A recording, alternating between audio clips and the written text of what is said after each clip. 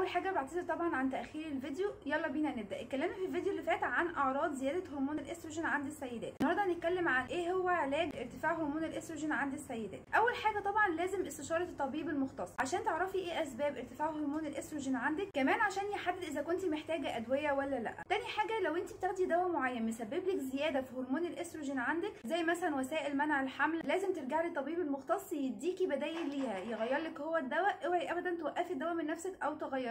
رقم 3 لو انت عندك زياده في الوزن لازم تنزلي في الوزن، لان الخلايا الدهنيه برضو بتفرز هرمون الاستروجين، وبالتالي كل ما بيزيد حجم الدهون عندك بيزيد افراز هرمون الاستروجين، وبالتالي هتزيد المشكله وهتزيد الاعراض اللي احنا قلنا عليها في الفيديو اللي فات. رقم 4 الاسترس، لازم تقللي التوتر والضغط النفسي والعصبي لانه هيزود الاعراض عندك. رقم 5 الحاجات اللي فيها نسبه عاليه من الالياف بتكون مفيده جدا ليكي زي القرنبيط وزي الكرنب وزي البروكلي زي الجرجير، كمان بذور الشيا، الحبوب الكامله والبقوليات، كل الحاجات دي بتكون مفيده جدا ليكي في نظامك الغذائي. رقم 6 زودي من دهون الاوميجا 3 في اكلك، هتلاقيها موجوده في السمك وفي السردين وفي التونه وفي السلمون، كمان الدهون الصحيه عموما زي الموجوده في المكسرات وموجوده في الافوكادو. رقم 7 قللي الدهون المشبعه في اكلك، كمان اللحوم الحمراء والاكلات المصنعه والنشويات المصنعه كمان قلليهم في اكلك على قد ما تقدري. رقم 8 مهم جدا ان الجهاز الهضمي عندك يكون كويس وسليم، فلو في مشكله حاولي ان انت تعالجيها لان ده ممكن يزود عندك هرمون الاستروجين. كمان لو انت عندك امساك او بتعاني من الامساك حاولي ان انت تقللي الامساك او انك تعالجيه.